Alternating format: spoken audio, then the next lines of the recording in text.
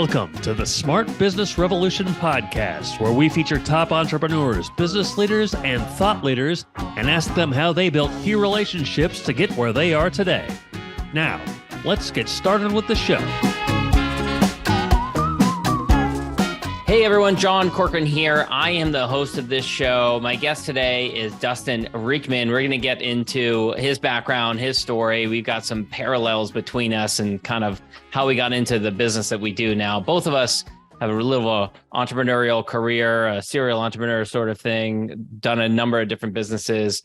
So we're going to get into that. But first, of course, this episode is brought to you by Rise 25, our company where we help B2B business owners get clients, referrals, and strategic partnerships with done-for-you podcasts and content marketing. And you can learn all about what we do by going to rise25.com. And we got all kinds of education and training there. Dustin, it's a pleasure to have you here today. So Dustin Riechmann, he is a serial entrepreneur and online marketing expert. He specializes in helping mission-driven solopreneurs add six figures to their bottom line by telling the right stories on the right podcast. So he's helping people with both the messaging and also getting onto podcasts, which of course we're in the podcast space. I've been in the podcast space for about 13 years now. And I love it. I've had so many great friendships, so many great relationships, so many great client engagements and referral partners for us that's come through podcasting. So I love connecting with other people who are in this small segment of the universe. But Dustin, you also have had a couple of other companies. FireCreek Snacks was one of them. Engaged Marriage was another one. Simple Success Coaching is your current business.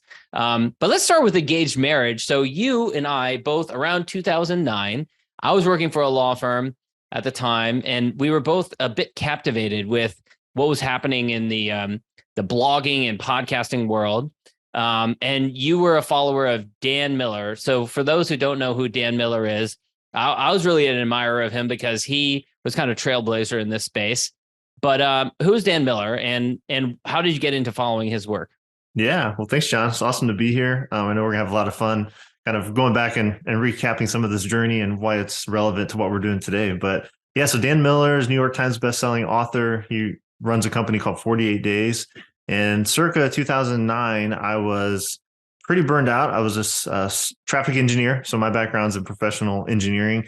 And I'd taken a vacation from that, was with my wife in Cancun, laying on the beach. For some reason, I had a book called No More Mondays. And it was one of Dan's books that kind of said that you shouldn't have to dread Mondays, right? And you can kind of coexist your day job with like a creative passion. And my wife and I at that point for several years had been involved in marriage ministry. So I kind of had this passion project, but it was taking place in like dark church basements. And as you said, everyone was talking about blogging and there's like make money online and all this stuff was coming up. And I thought, I wonder if I could take what we're doing there and bring it online. So I decided to do that while I was sipping a drink on the beaches in Cancun and came home. I'm sure Googled or Yahoo'd probably at that time how to create a website. And I made my own WordPress site at engagemarriage.com and just started writing 3 days a week. And it took off pretty quickly, actually. I still have close friends today that I met through that. It was like the first example for me of the power of collaboration and marketing partnerships. And we can talk about a few of those. Some involve like Pat Flynn and Dan and some other people that people now admire, but I kind of reached out to them before anyone else knew them back in the day. Yeah, I mean, I don't know what year Pat started his podcast, maybe 2008, something like that. Guess. Yeah, probably around then. Before that, of course, yeah, Smart Passive Income was a blog primarily. And I was reading his stuff for sure early on and kind of following his journey and all that kind of stuff. The income reports. Yeah. Well, of course, he was an architect turned entrepreneur and I was an engineer. And I was like, if Pat can do it, maybe I can do it. So he was definitely and I was a lawyer, right? So all of us kind of came from a professional background and we're leveraging the power of the internet in order to have a bigger impact. For me, it was like, I want to have a bigger impact, maybe write a book. I didn't know exactly what it was, but I knew that there was this tool through the internet, blogging, podcasting, that was going to be helpful in that journey. You mentioned collaboration. So what sorts of collaborations did you discover? Yeah, one of the big ones I did, back then everyone was doing ebooks and that was like the new way to make money. But I wasn't trying to make money. I was just trying to meet people, network, grow my following. And in hindsight, that's how I've done my whole life. And that's how all my other businesses have grown too. But at the time I was like, how about I come up with an idea for an ebook, and then I ask these other influencers in the marriage space or just people that are married and would be willing to contribute. And I made an ebook called Love Every Day. And it was free, but the idea was everyone would contribute a short story, a short lesson from their own relationship about how to love every day and be good to your spouse. And so I reached out to Pat and he contributed. I reached out to Dan Miller and he contributed. A guy named Tony DeLorenzo, who now has the #1 marriage podcast on iTunes with his wife. And he and I are like really good friends. We travel together and go to conferences together. But that was our first interaction, was me reaching out, and because he was an OG in the podcasting space. I think their podcast started in about 2007 or 8 as well. Mm-hmm.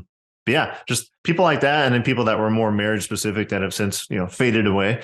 But it was great because we came together. I didn't have to create all the content. I just had to collaborate. But then I got relationships built with these guys. We all used it as needed as like a lead magnet to grow our email list.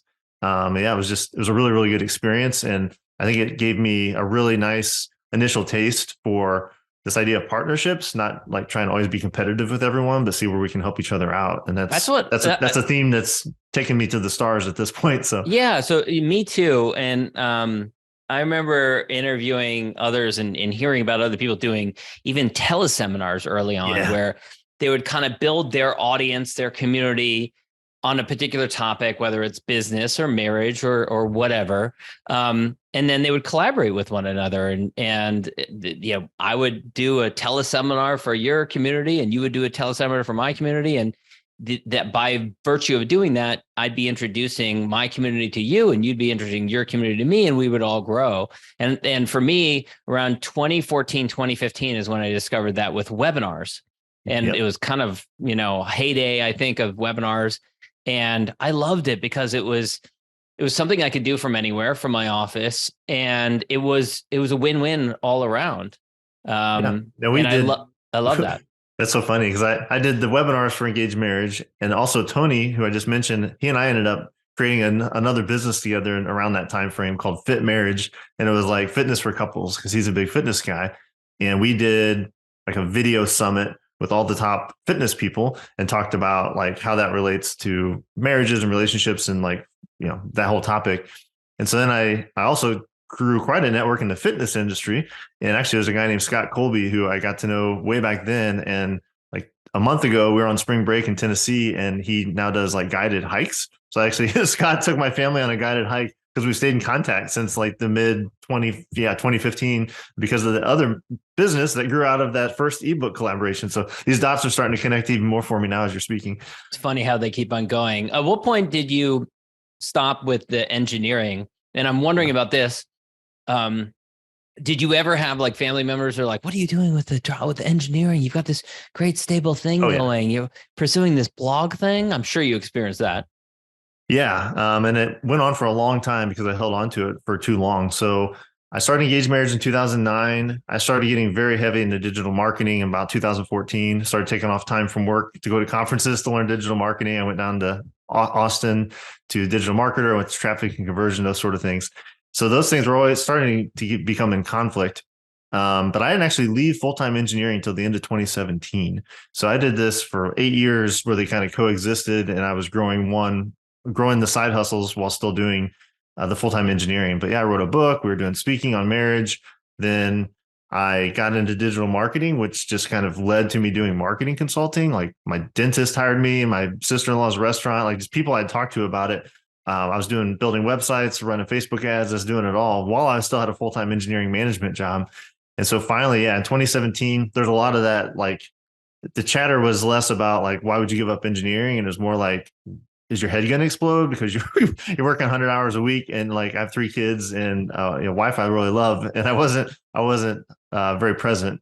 So finally, in mid 20, the break point of all that was like summer 2017. I had this like epiphany moment that I've been holding on to engineering out of fear, and that it wasn't a permanent decision. Like if I left engineering, I could actually come back if I actually messed up entrepreneurship. And I held on, I missed that for a very long time. Yeah. So we set a game plan for 6 months out. So the end of 2017, I had like benchmarks. Like if I hit this with the consulting, then I can leave the engineering. And that's what I did. So I was finally free of that. And so now I've been full-time, I guess, over 5 years or so. Yeah. Yeah. It's hard to make that decision is so hard. In my experience, um, it was gradual over time, and I was doing less and less legal work and doing more and more non-legal work Yep. as I was building my podcast, the blog business, Smart Business Revolution. And eventually I got to the point where it was just like, okay, I'm making enough from this new thing that I can stop doing the legal work. But it also goes backwards sometimes. I don't know if you had this experience, but sometimes then, I had to ramp up, go back and do more legal work because the new business that I was really focused on was dried up or went through ups and downs, that sort of thing, which that's a challenge too. Yeah, that's very much my experience. So my wife was a stay-at-home mom for 8 years, including through this whole transition. So I was not only the only breadwinner, I had all the insurance. And so it was a pretty loaded decision. And that's why I put so much pressure on it. See, actually what ended up happening was I said, let me build up this war chest for 6 months. Like I'm going to work even harder, but only for 6 months. And then we're going to make this decision. So I told the engineering company basically January 1st, hey, I'm going to put in my 2 weeks notice. I can stay longer if you need me to help like find the replacement. And I ended up working, they paid me very well for very part-time work for, I think like at least the first quarter of 2018. So it actually ended up being a super easy thing. It's like, they gave me this great off ramp. We left on extremely good terms and I didn't really need to, but had I needed to like go tap the well and get some more engineering work, I had that option, which I did not expect. I thought they would be like, just get out of here, because I couldn't do the gradual thing. I'd started this division within the company and I had like 22 employees. And it was kind of like, there's no like gradual. I had to just, I'm out or I'm in because there was no, or at least I didn't think there was. And it turned out that actually would have been an option, but I just didn't know to ask.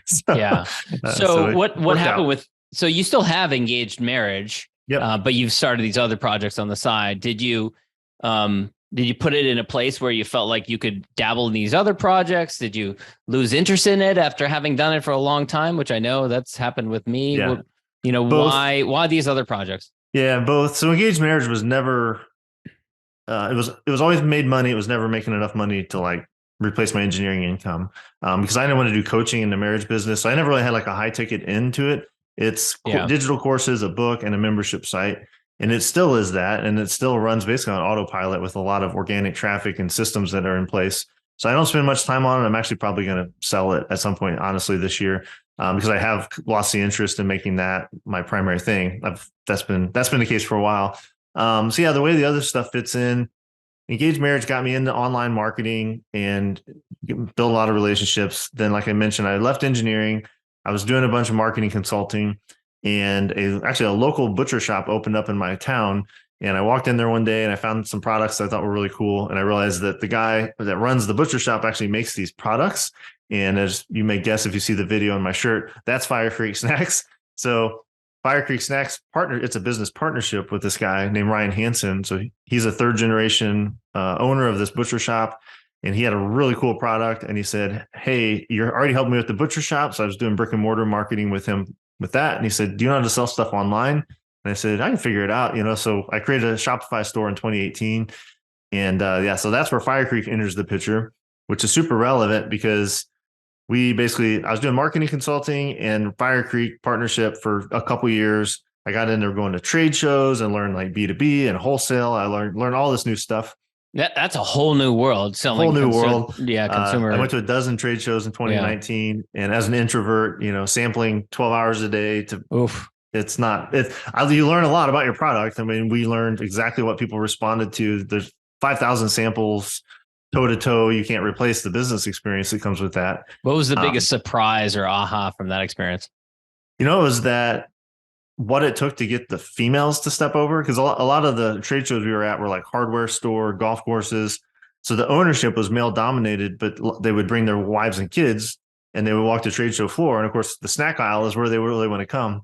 And we would get a lot of this like, hey, try this, And then the mom would be like, oh, no, we don't eat that stuff. I'm like, this is different but I should say FireCreek Snacks is like a healthy meat stick. So it's kind of like a much cleaner version of a Slim Jim with a really good nostalgic taste. And so what we learned was if we could just convince them to try it once, they universally loved it. Then they would feed it to their kids. And we've actually discovered our true avatar is what we call the gluten-free mom. And it was not the golf course pro that was walking down the aisle. He's good too, but like the real buying, purchasing power came from his wife.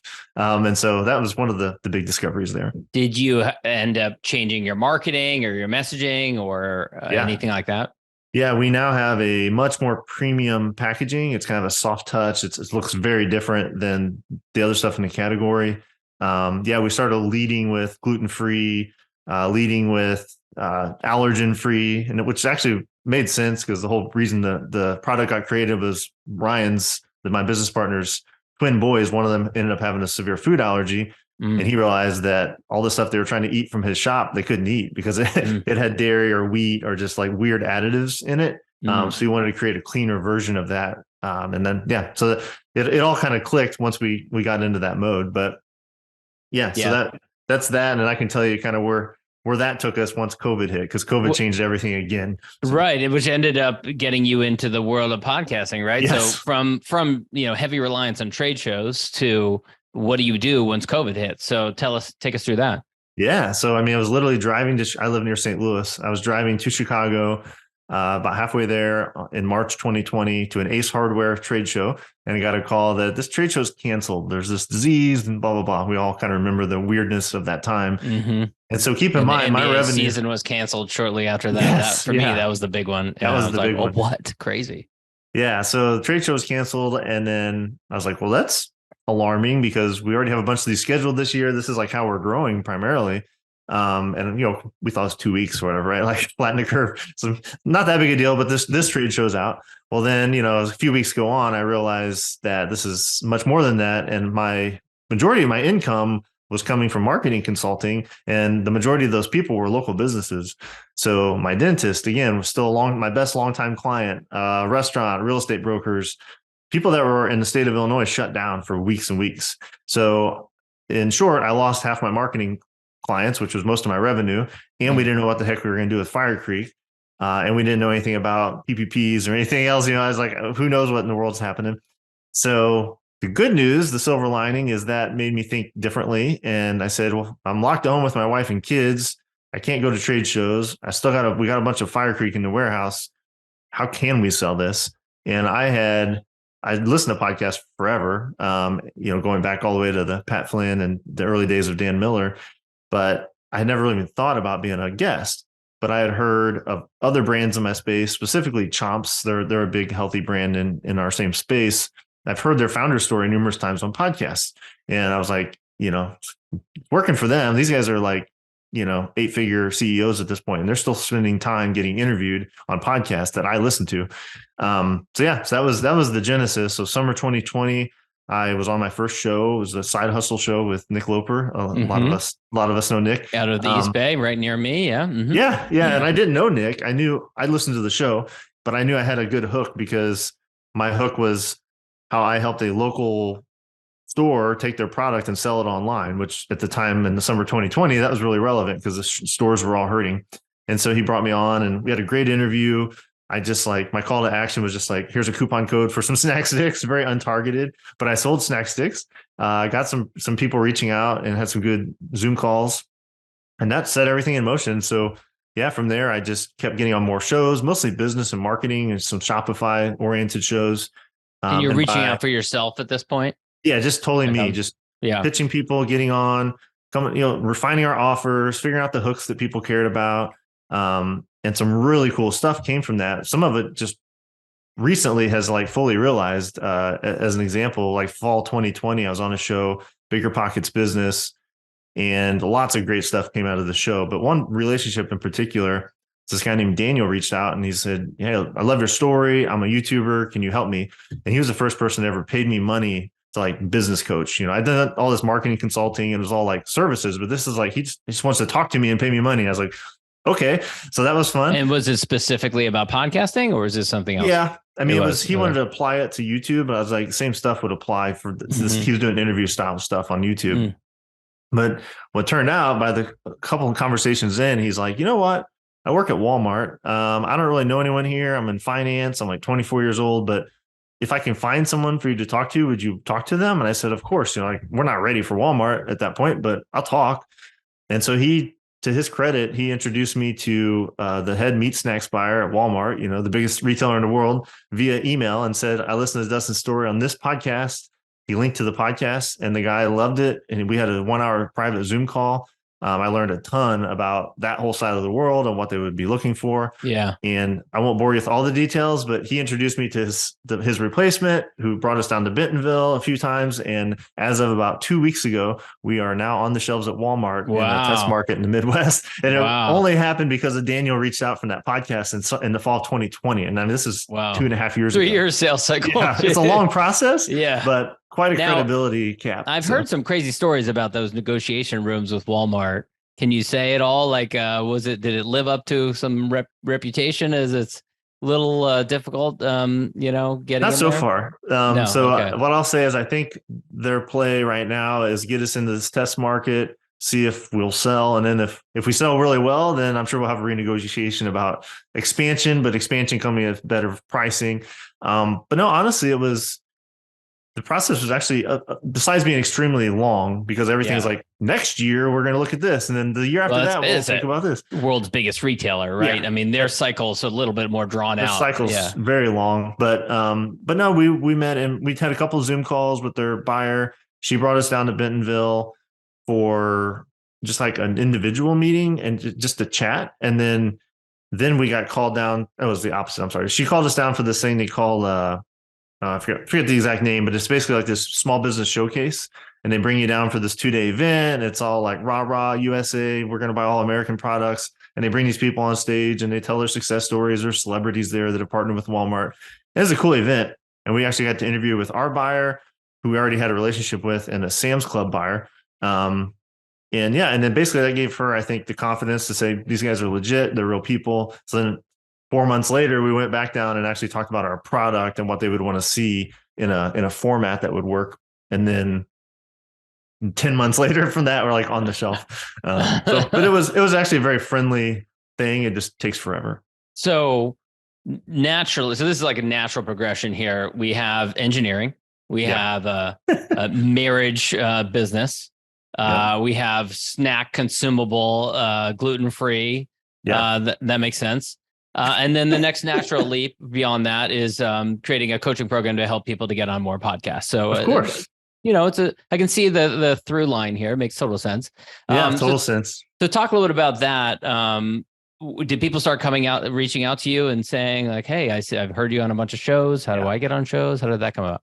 Yeah, that's basically it. So Daniel was one of the first several to reach out for that specific reason. Like, hey, how did you do this? That was a really interesting offer. That was a really cool story, that sort of thing. And so can you help me with this? So in 2021, so again, I started summer 2020. The fall 2020 was the first time Daniel paid me some money for coaching. By the year 2021, I had 20 one-on-one coaching clients. It's a mouthful to say, but all inbound. I had no website. I didn't have a brand at all. So I was processing payments through Engaged Marriage, just like but it was all just people hearing me talk about FireCreek. And eventually we had sold seven figures of snacks with no paid ads, which started to get its own momentum. And I was getting interviewed and had case studies about it. And so that started getting me some notoriety in the marketplace. So I did that and I really refined. I was like running 90-day marketing plans with people and then coaching them through the execution. And after a while, they all started to kind of look the same and they had the same steps and they were the same outcomes. And eventually it became my framework and what I teach now for podcast guesting. So 2022, I started doing this in small groups. So instead of one-on-one, it was small groups, but it was still just podcast guesting specific. And it was about a year ago that I started to marry that stuff, the really niche-y podcast guesting strategy and tactics with my much broader sales, offer optimization, referrals, like the bigger like business optimization side. And so now those two things coexist in a mastermind format. And that's my whole business now, is running masterminds for entrepreneurs who want to add 6 figures to their business as podcast guests. And the podcast guest is the important vehicle, but we wrap that around much more impactful, things like I just mentioned, sales funnels, offer optimizations, the stuff I've been learning and implementing since 2009 in my own businesses and all these client businesses over the years. So yeah, I've kind of found the place I feel most lit up and most helpful. It's like you just joked about how weird these things are, but what's really special about that is I have a almost completely unique perspective in like I have a course and membership site business, I have an e-commerce business, I have a coaching business, I've sold 6 figures of engineering contracts, and I've worked with barbecue supply stores and coaches and woo-woo spiritual coaches. Like I've got all this weird experience that allows me like in a hot seat setting to have lots of examples, lots of case studies and insights with people. And so, yeah, the last year has been awesome because I finally feel like I'm doing exactly what I want to do in this format, and podcast guesting happens to be the vehicle for it. So, yeah. Now, I'm sure you've got lots of people who've come to you and said, yeah, but can you get me onto shows? Yeah. And sometimes there's a temptation to just say, well, people are asking us for it. Let's just do it. Let's build a business around that. Right. Has that been a tension for you, or has that been a challenge to kind of remain committed to, for this business, I want to provide the guidance, the framework, create a mastermind format, and I'm not going to get my hands dirty and actually do the done for you model? Yeah, no, that's a wonderful question. The temptation's definitely been there. And I'm not ruling that out. There could be a day where there's a white glove service where just like for 3 clients, we just do this for them in our way. I would never be a traditional podcast guesting agency, and not that there's anything wrong with that model, but it doesn't fit well with like my ethos with the whole thing. So just to run that out a little bit. So yeah, why not? What do you not like about that? Or is it just a business model decision for yourself? Yeah, well, that's part of it. I don't want to be a staffing company. I don't want to do that. You'd have to, in order to scale it up, you'd have to hire a lot of people. Yeah. But more than that, it's not consistent with how we teach and use podcast guesting as a strategy. In that model, I could have my own version, but again, it'd be very high touch. It would be very expensive. But in the traditional model, what happens is people will say, hey, give me $10,000. I'll get you on 20 shows. They talk about like a general target market, and then they get booked on shows. Those shows are not picked strategically. There's no like sales funnel built around it. There's like all the more in-depth things that actually move the needle in the business don't occur. It's just like renting some guesting spots. That has its place. So if you're an author or you're like a lawyer and like you just want to say, I've been on 20 podcasts and put some logos on your website, but you don't actually need it to drive revenue, you should just go outsource it and get it done. But if you were an entrepreneur and you want to have it as an asset of your business, you want to build an actual system with SOPs, virtual assistant that's on your team, like that's what we teach, so that the podcast guesting is not rented. It's like integral and baked in. It's like your central marketing system. And so you need to own that and not just outsource it to an agency. So could I provide that experience?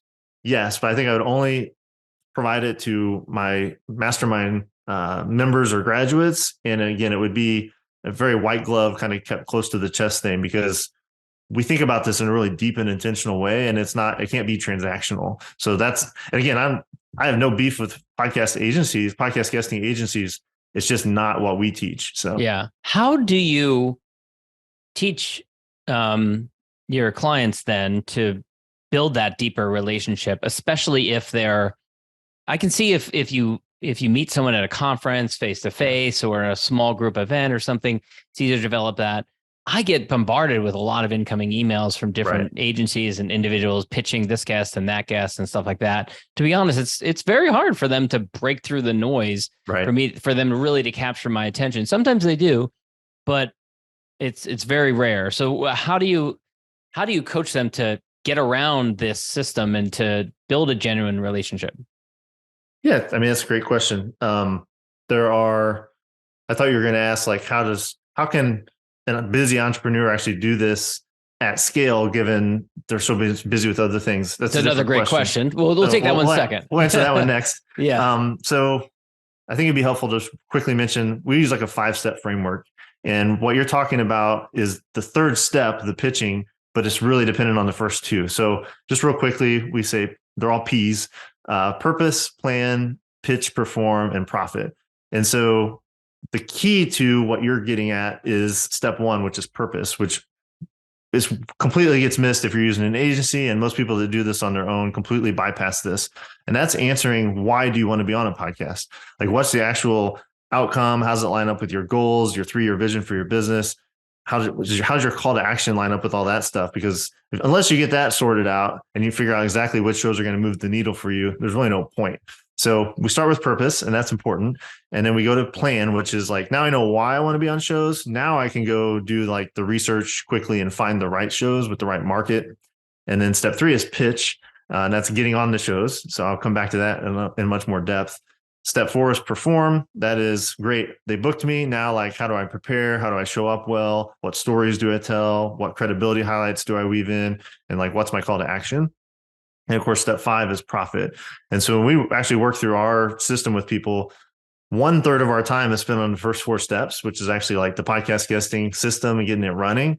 And then we spend 2/3 of our time on the last step, which is profit. And that's like, yeah, that's answering the second question. But basically, we get the entrepreneur to have ownership of the purpose, go through this once themselves and learn it and get the nuance about like what they want to talk about, who they want to talk to. Then we outsource the legwork part of that to a virtual assistant that we train for them, or we can actually place for them. That answers the question about that's the second question. Time issue. Yeah. Exactly. So that's how the entrepreneur does it. They spend about 30 days really getting their hands dirty with it. And then someone else does all the legwork, and their role just becomes showing up and doing the interviews. And then we move on with them to all the money-making parts of it, right? The leveraging those appearances. But to go all the way back to step 3, how do we do this differently than what all of our inboxes, all of our LinkedIn DMs look like, which is cold pitch outreaches? It's actually, I have a resource we'll talk about at the end that people can go just watch me do this, because that's my call to action today. It's called a podcast pitch playbook. So we'll give that to people for free. But in essence, what it is taking your pitch and putting it into three pieces. And so the first thing is the most critical is relational anchors. I'll come back and talk about what that means. The second piece is what's in it for the person reading the email, which in this case is basically 3 to 5 bullet points that are really juicy, like show notes, a show outline, I should say, for the host. Like, this is what your audience is going to get out of this. And those are like copywritten. So they're curiosity inducing. They're cool. They're different. And then finally a call to action. Like, are you interested in having me on?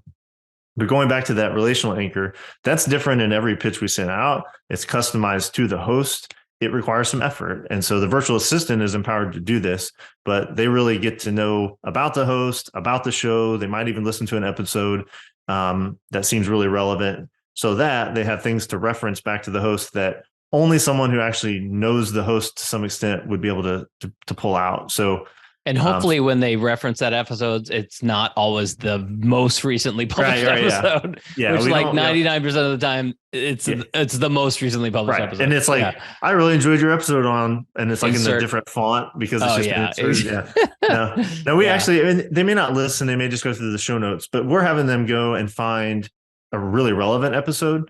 So for FireCreek Snacks, I was on bigger shows as a very small business. So my angle was usually finding shows where they had interviewed bootstrappers and basically be like, we're a bootstrap business, much like Carl, who you interviewed in episode 231. His tip on drop shipping or whatever really changed the game for us. You want to pull out those kind of specific references to episodes that are relevant, that tie right into how you can then expand on that and help their audience. And the other thing you can do is like, just find some other relational anchor. Like, if I spent 5 minutes looking at your bio or looking at your LinkedIn, I could make a Clinton joke, or I could make some kind of something about what college you went to, or you lived in the same city at some point. Yeah, exactly. Mm-hmm. My wife went to the same school, or a lot of times there's some podcasts that'll have a husband and wife host, I can always reference engaged marriage. Well, my very first business was with my wife, and I really value that. So the whole idea is like, this guy's not a random weirdo from the internet.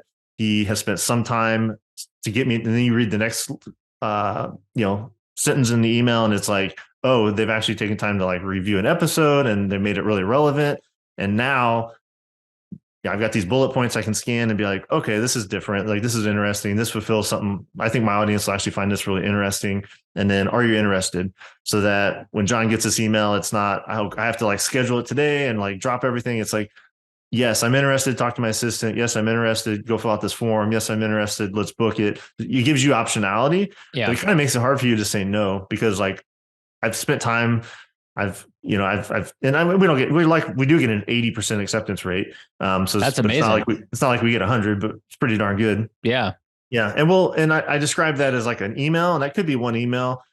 If someone's active on LinkedIn, we might shoot that as like 3 separate subsequent DMs. Like the first DM is just, hey, I saw you do this. I really admire this. I got this result from your work. And then when they respond and be like, actually, I have some ideas for how I could help your audience, and like, here's some bullet points. What do you think of those? So yeah, we kind of create this master template, which again, I'll give people in the training, and then we can use that in multiple ways to further the relationship. And we do all this to kind of get the flywheel rolling. And then what I always tell people is, once you get on 5 or 10 shows, we have other strategies for leveraging those shows to be the relational anchor, to shortcut this whole process. And then ultimately you start getting known as an authority, and connections happen. Like you and I didn't pitch you, like we met in a group because we have common interest. And then so most of it just starts to happen without having to pitch. Definitely. Yeah. I mean, I started going on other shows around 2013. And once you start to get 5, 10 under your belt, it gets a lot easier. You can start swapping names with the guests, like, what other shows should I be on? And then they introduce you, or you introduce them. Yeah, it's great. Talk about the last piece, the profit piece. What is the recommendation there? Yeah. So basically what we're doing, we're getting the thing running with the 4 steps, and the VAs running steps 2 and 3, which is the research into pitching. And so again, as an entrepreneur, you define the purpose once, and then you show up on the perform part, step 4. And that's really your role. So beyond that, we get them bought in, the entrepreneur, and we get them rolling with that. And then we say, great. Yeah. First step is scalability. We're going to remove you from 90% of the process and have a virtual assistant, again, that we train, or we have a fractional VA that we can place with them if they want. And then we get into offer optimization. So now you've got a marketing system running. So you're getting on shows, and that's in process. And we like to shoot for about 1 show a week. That's kind of the magic number in our programs, is we can get you on 1 show a week. Now you've got 50 audiences, 50 hosts, 50 guest lists, which is a huge part of what we do, is getting on a show and then using the guest list we should probably come back to that, but using the guest list as a resource for leads, referral partners, and strategic partners, which again, I know is something you guys talk a lot about at Rise 25. So we're going to optimize their offer. Then we're going to build a sales funnel, which is what I was just describing, is one version of that. Like, how do you, with each of these podcasts that get published, how do you actually make sales, referrals, and find strategic partners from that? And that's an automated system that the VA helps with. And then the last part of our mastermind is referrals. So after you've been doing this for weeks with each other, you really understand each other's offers, you've helped optimize each other's offers, and now you can make referrals to podcasts that you've been on. That makes sense. You can make business referrals. We often have. Are you talking about with the host of the shows that you're on, or are you talking about with others who want to be on? With others in the group is what I'm talking about. In the mastermind group. So specifically in my group, the 5th P is like the emphasis, and that kind of referrals, kind of the capstone part of the group, is like, now that we're really rolling with this, how can we accelerate the process for each other? And so that's happening within the group. But how do you see this? Is I love being a guest on other shows, but the challenge I have with it is and part of the reason I'm such a big advocate of having your own show is when you are, and this takes people a little while to sometimes realize, but when you're hosting and you're having someone else on your show, you're actually doing a favor to that guest. Yeah. Because you're giving them exposure, you're giving them a platform, a pedestal, right? You're telling your audience about them. And so the principle of reciprocity kind of motivates people to want to repay that favor. How do you, as the guest on lots of shows, then repay that favor and not build an indebtedness to all these different shows that you're on? Yeah. Is it through some kind of referral program, or is it just through straight trying to, be a great guest? Of course, there's that, right? Yeah. And deliver great value to their show. How do you reconcile that? Yeah, actually, it's funny you say that. I actually view the way that we approach guesting, that if not equal, actually, that the guest provides so much value to the host that the host feels indebted to the guest. So it's kind of funny how we were both looking at that. But yeah, I mean, practically speaking, it's obviously showing up, doing a good job. It's being a really cool host. It's trying to make referrals for the host where you can, whether business referrals or other guests. That's a good one. Yeah, introducing them. Yeah, I've definitely tried to do that when I'm a guest on someone else's show, is then turn around and introduce them, or offer to introduce them to someone else to be a good guest on their show. Yeah. The other thing, it sounds kind of silly, but you'll probably be able to back it up. Like guests are really bad about just leaving iTunes reviews, like as simple as that is. So if you publish a show, I'll leave an iTunes review. I'm going to share it to my LinkedIn following. So I'm going to do what I can to promote the show and be cool. I'm also going to follow up with you and just see how I can help you. So that's all like at the host level. And we look at the impact of the audience that we're talking to in 3 different levels. I can go through that, or if that's too in depth today, we don't have to, but do you just want me to hit that real quick? Yeah, a quick version of it. Sure. Level 1 is the audience, and that's what everyone thinks about with they're like, I got on guest opportunities to sell snack sticks to the audience. And that was the whole thing. I didn't even think any deeper than that. And that's good. And you should do that. So you should have a call to action that speaks to the audience and gets them on your email list, et cetera. All the stuff everyone talks about.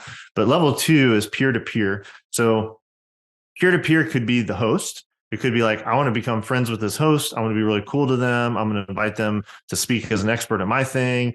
I'm going to highlight them to my audience if I can. However you can develop that relationship, because usually the host by default is like an influencer in your space. And so you just want to be really good to the host and make this make it really easy for them. Give them the show outline, show up and nail the interview, make them excited to share with their audience, leave their iTunes reviews, ask who you can refer them to, highlight them on your LinkedIn, like all the stuff to make the host cool. But you can also speak out to referral partners and strategic partners. So as a real quick example, that's level 2. And then level 3 is high ticket sales. So, but as a quick example of all 3 levels, if I'm say I'm a Facebook ads agency and I work with FireCreek brands, craft food brands. If I get interviewed on a Shopify podcast, that's a great opportunity to speak to all 3 levels of awareness or influence, I should say.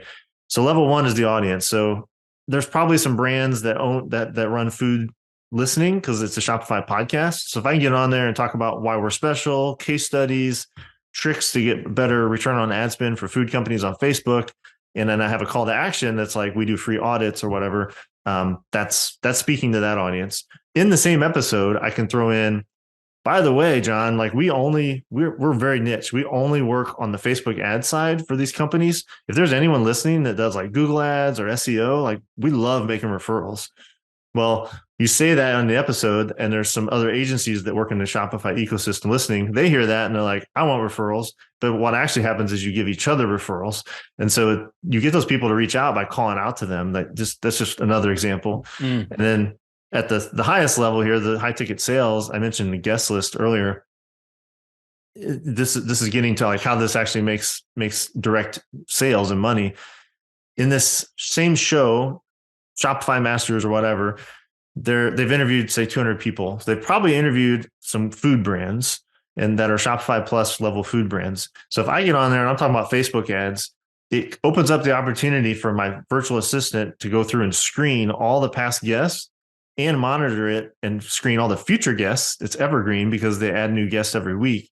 And the ones that make sense for me as a potential client, I then pull over into my own prospecting bucket and run, and that's where the sales funnel comes in. So let's say I find a coffee food brand, a beer food brand, and I connect with them on LinkedIn, for example, and I say, hey, John, we were both on Shopify Masters. I see you have a food brand. We love food brands. I'd love to connect with you. And it's not like a cold outreach from an agency because I have we're both in the cool kids club, right? I have the authority and credibility of having been on the same show. So they're very high acceptance rates. And then I've happened that a few times, shows I've been on where other guests have reached out, and I'm sure it's a system or process they have. Yeah. Yeah. So, I mean, I do want to warn though, that you have to be careful with that because there have been some companies that have scraped my guest list, and I get these emails from my guests saying that these other third parties come and they pitch my guest list. And boy, does that piss us off. Yeah. We don't do that. This is high touch. But it's done by a virtual assistant. It's not that difficult, but it's all real. It's not. There's nothing automated. It's pulled it sounds over. Like you're being selective and very selective, particular, or because these are high ticket sales. Yeah, right. We don't need a lot. So if I'm a Facebook ads agency, then that's when I start leading with value. So I connect with this person. We exchange pleasantries. And then I say, you know what? I checked out your Facebook ads account, and I don't know if you guys have ever ran this carousel or this headline or whatever, but we found a ton of success with it. I hope you try it. Just try something to lead with value, no pitch. And then they're gonna be like, that's really, cool of you. Do you have time to talk? We're thinking about switching Facebook ad agencies, that's when the sales process picks up. But so like one bucket from the guest list would be prospective clients. Another bucket would be those referral partners. So maybe I go find the Google ads and the SEO people that have been interviewed on the same show. And I say, hey, we were both on the same show. Hey, we have referrals. You want to talk? And then the third would be in that same guest list, there's going to be some influencers in there that have their own platform, their own podcast. Well, now it's like, hey, you were interviewed on the same show as me. I see you have a podcast. You can go listen to my episode if you want, but like, these are the things I would love to come teach your audience.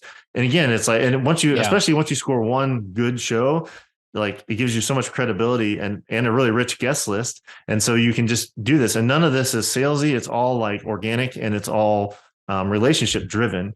But most people get on a show, and if they might share it on LinkedIn or something once, but like, that's it. Like we could live off of one really good show. And like, that's really smart. I haven't heard someone talk about that before, about that having a VA go in, look at all the past guest lists, go into the future, looking at future guests and creating those unique, individualized outreach to other guests there.